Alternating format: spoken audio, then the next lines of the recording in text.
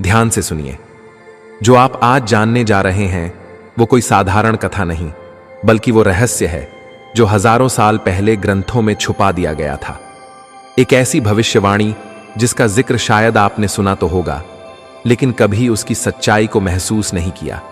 कहा गया था कलयुग की कुल आयु 4,32,000 वर्ष है, लेकिन समय समय पर जब धरती पर पाप अपनी चरम सीमा पर पहुंच जाता है, जब इंसान इंसानियत को भूल जाता है और जब धर्म और अधर्म के बीच की रेखा मिटने लगती है, तब कालचक्र अपनी दिशा बदल देता है। हां, वही कालचक्र जो युगों की गति और धरती के हालात को नियंत्रित करता है, जिसके बारे में महाभारत, विष्णु पुराण और भविष्य पुराण में स्पष्ट कहा गया है। जब अधर्म बढ़ेगा और धर्म का नाम लेने वाले लोग भी अधर्म में लिप्त हो जाएंगे, तब कालचक्र अपनी चाल तेज कर देगा और बिना पूरी आयु बिताए ही कलयुग का समय घट जाएगा। और यही हो रहा है अभी।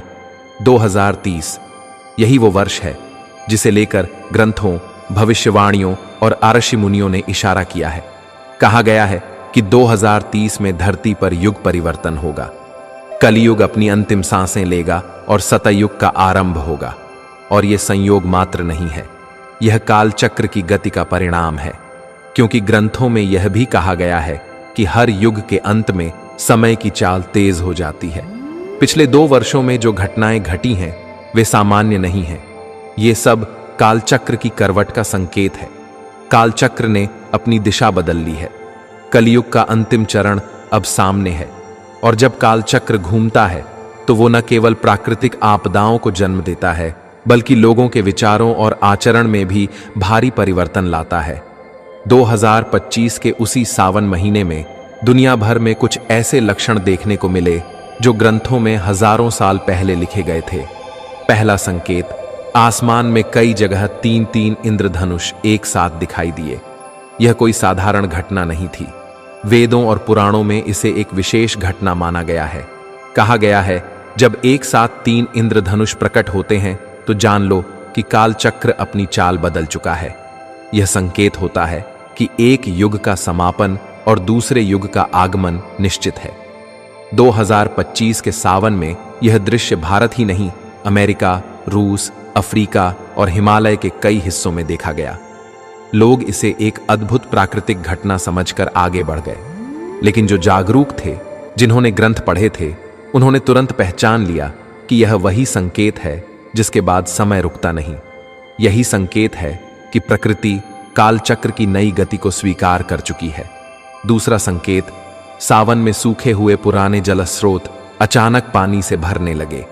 ऐसे सरोवर और झीलें जो वर्षों से सूखी पड़ी थीं, उनमें न केवल जल आया, बल्कि वहां हजारों वर्षों पुरानी पवित्र मूर्तियां, शिवलिंग और देवी की मूर्तियां प्रकट होने लगीं।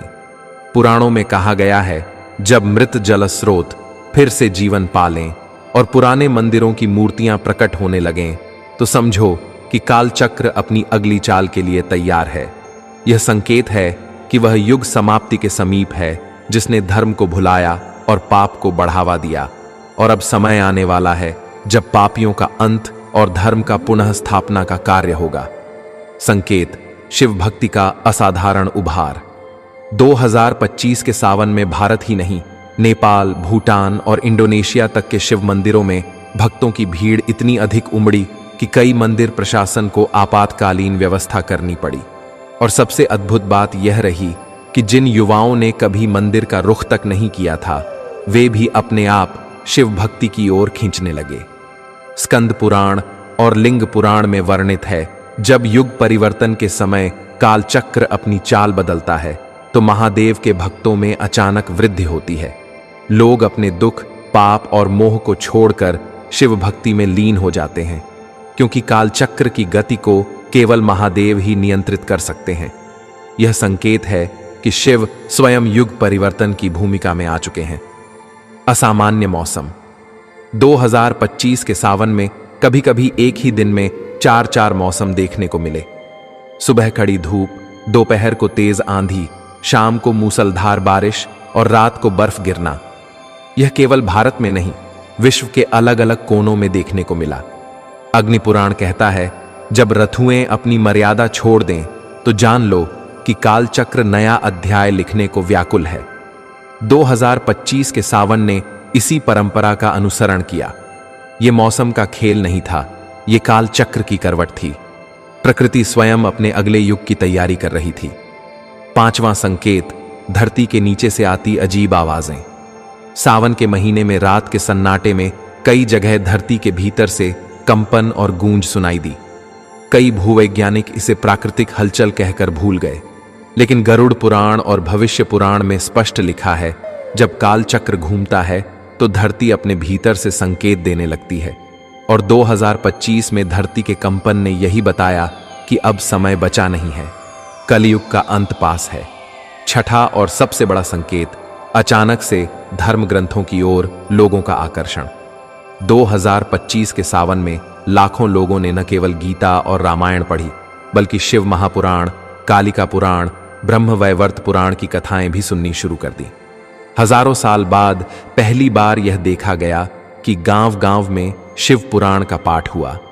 और यह मात्र एक धार्मिक जागृति नहीं थी, यह कालचक्र की दिशा का प्रमाण था।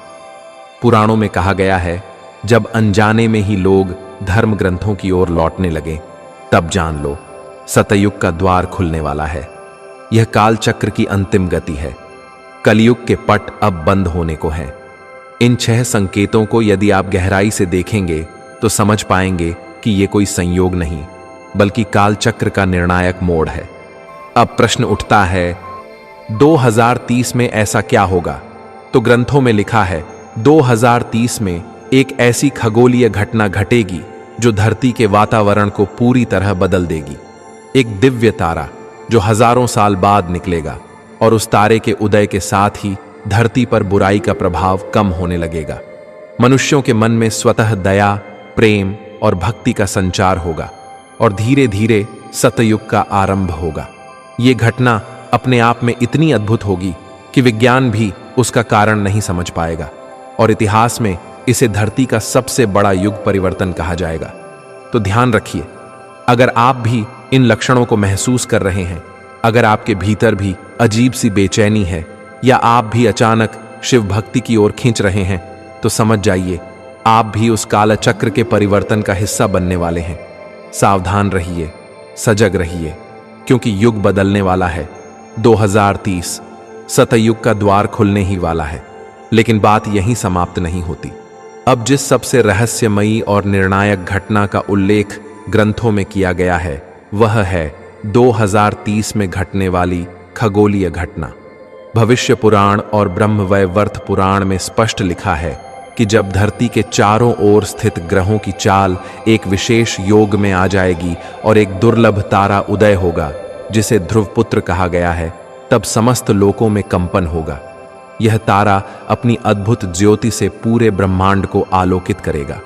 जिस दिन यह तारा प्रकट होगा, उस दिन पृथ्वी के समस्त धर्म अधर्म, पुण्य पाप का तुलनात्मक भार संतुलित होगा, और ठीक उसी क्षण कालचक्र अपनी सबसे तेज गति से घूमेगा।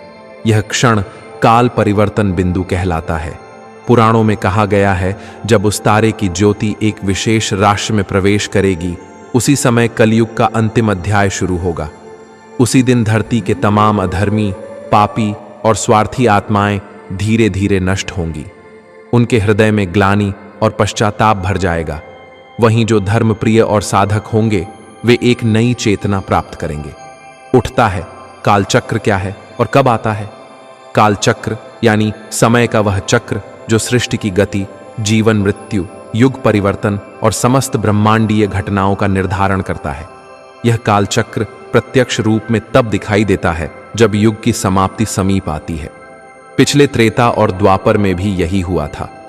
महाभारत युद्ध के समय जब कृष्ण ने काल रूप धारण किया था, वह कालचक्र की चाल का ही प्रतीक था। पुराणों में कहा गया है, जब धरती पर धर्म का ह्रास और अधर्म का बढ़ना चरम पर पहुंच जाए, तब कालचक्र जागृत होकर अपनी दिशा बदलता है। यह जागृति कभी प्रकृति के जरिए, कभी ग्रहों की चाल, कभी जल, वायु और अग्नि की असाधारण गतिविधियों से प्रकट होती है। और जब यह गति शुरू होती है तो कुछ ही वर्षों में युग परिवर्तन हो जाता है।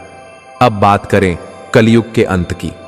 भविष्य पुराण के अनुसार कलयुग की कुल आयु 4,32,000 वर्ष है। परंतु ग्रंथों में वर्णित है कि जब अधर्म अत्यधिक बढ़ जाए तो भगवान विष्णु स्वयं कालचक्र को आदेश देकर कलयुग की गति को कम कर देते हैं, और वर्तमान में वही हो रहा है। 2025 का सावन और 2030 की खगोलीय घटना दोनों इसी आदेश का परिणाम है। कलयुग का अंतिम चरण अभी प्रारंभ हो चुका है।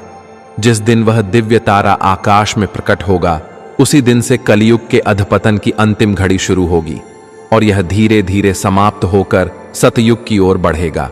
कहा गया है कि जब यह तारा प्रकट होगा, उस दिन संपूर्ण पृथ्वी पर एक साथ 3 घंटे तक सूर्य ग्रहण जैसा अंधकार छा जाएगा। कोई पक्षी नहीं बोलेगा। समस्त जीव जंतु भयभीत होकर अपने स्थान पर स्थिर हो जाएंगे और फिर ब्रह्मांड में एक दिव्य ध्वनि गूंजेगी जिसे केवल सजग साधक ही सुन पाएंगे। उसी क्षण कालचक्र पूरी गति से घूमेगा और युग परिवर्तन की घोषणा कर देगा। तो सजग रहिए, क्योंकि अब जो होना है वह हजारों वर्षों से प्रतीक्षित घटना है। परमात्मा से पूछा किसी ने कि धर अंबर सब जावेंगे और विनसेंगे कैलाश, एकम एका होवेगा तब कहाँ रहे तेरे दास।